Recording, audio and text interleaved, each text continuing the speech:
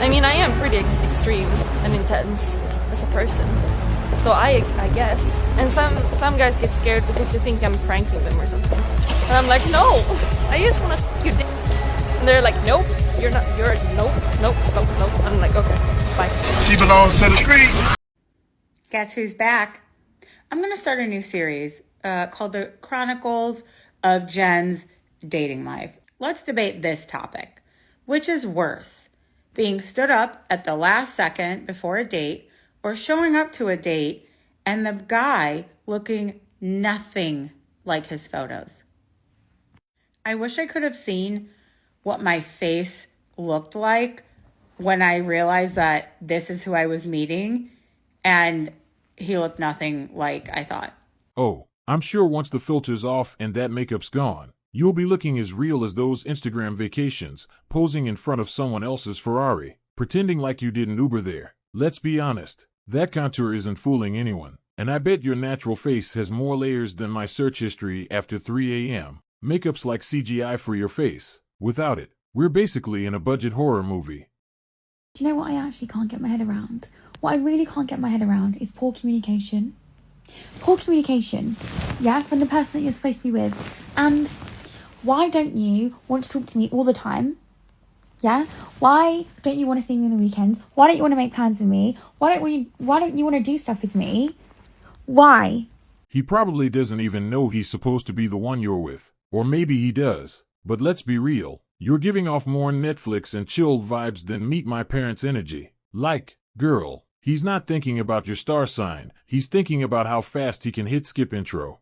But hey, at least you're consistent. If he's scrolling through his DMs like he's browsing Netflix, you're always gonna be the recommended for a good time. Just hope you don't end up in his watch once, never again category.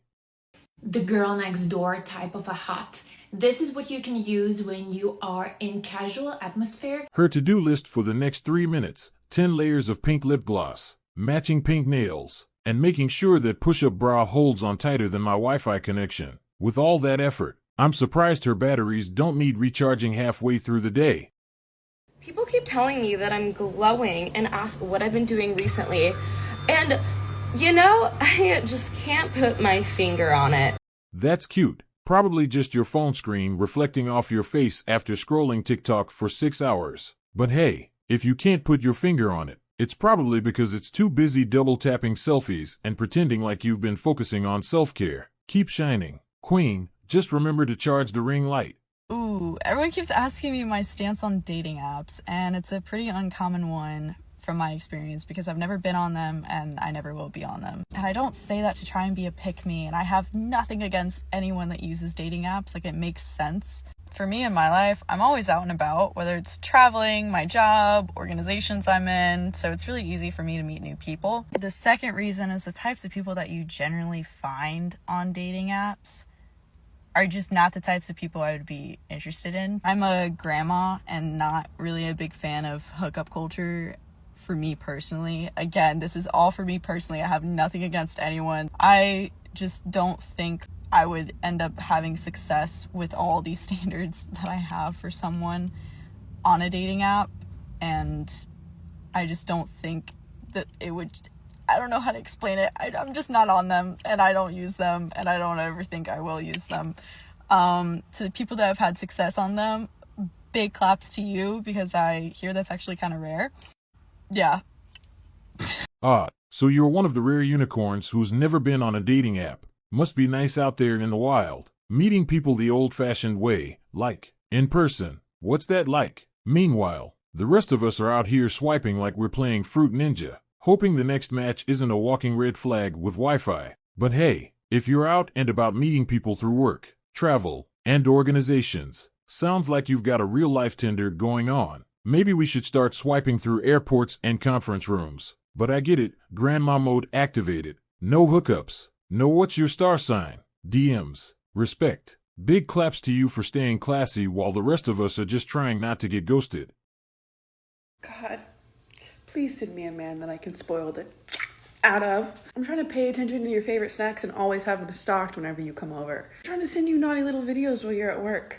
Please. I'm trying to surprise you with some of this. when you get home. I'm trying to write little handwritten notes and hide them in your clothing for you to find later. I'm trying to book us a trip across the world together. I'm trying to show you my little collection. I'm trying to remember every song you've ever mentioned you like and add it to a playlist and play it every time you're around. I'm trying to surprise you with a nice massage for no particular reason at all. I want to buy you flowers. Nobody buys you flowers. I know they don't.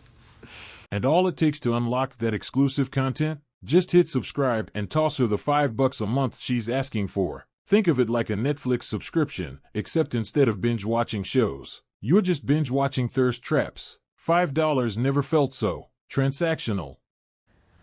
I'm gonna hypnotize you using a verbal induction to help you unlock your inner millionaire.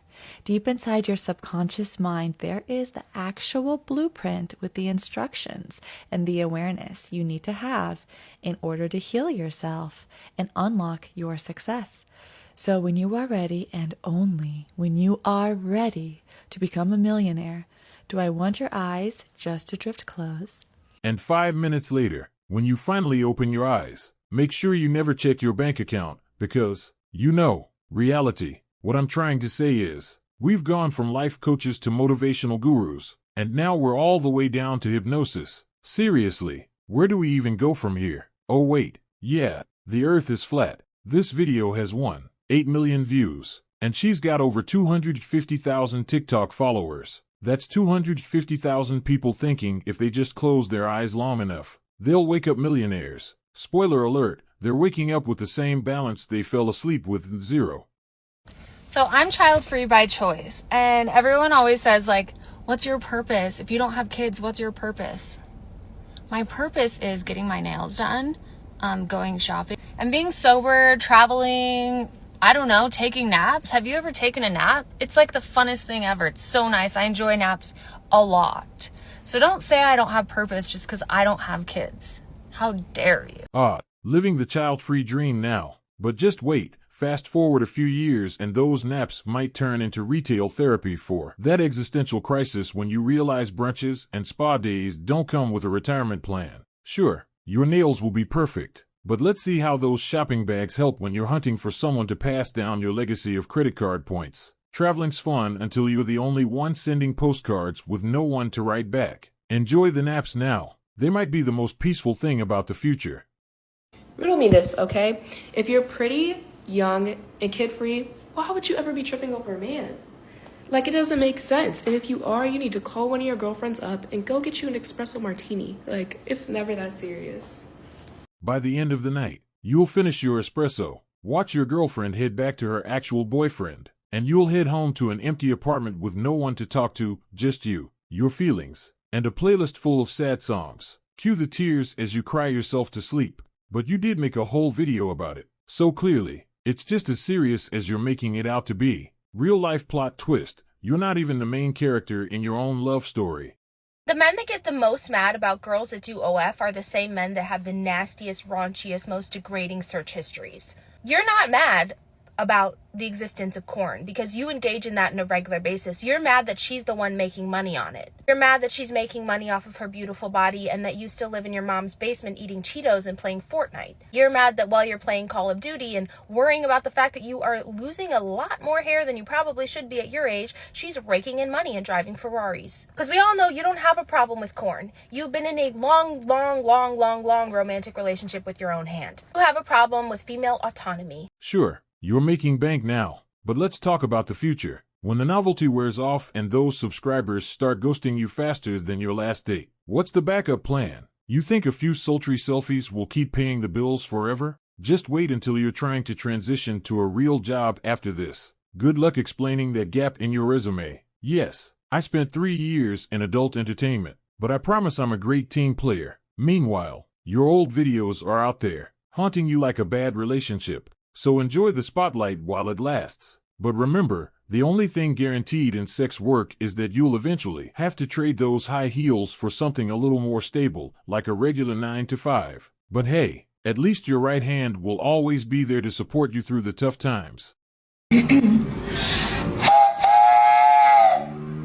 doesn't seem that hard. No.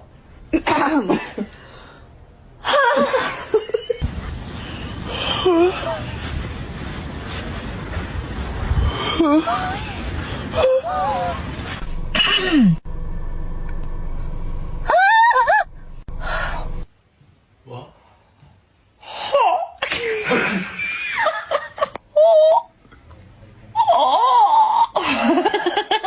Thanks for tuning in, everyone. If you enjoyed the roast and had a laugh, don't forget to hit that subscribe button and give us a thumbs up. Now, here's a thought to ponder. If you could choose between making big bucks in a job you love or doing something completely wild that might haunt you later, which would you pick? Drop your thoughts in the comments below. Until next time, keep it real and remember, not every hustle leads to a happy ending.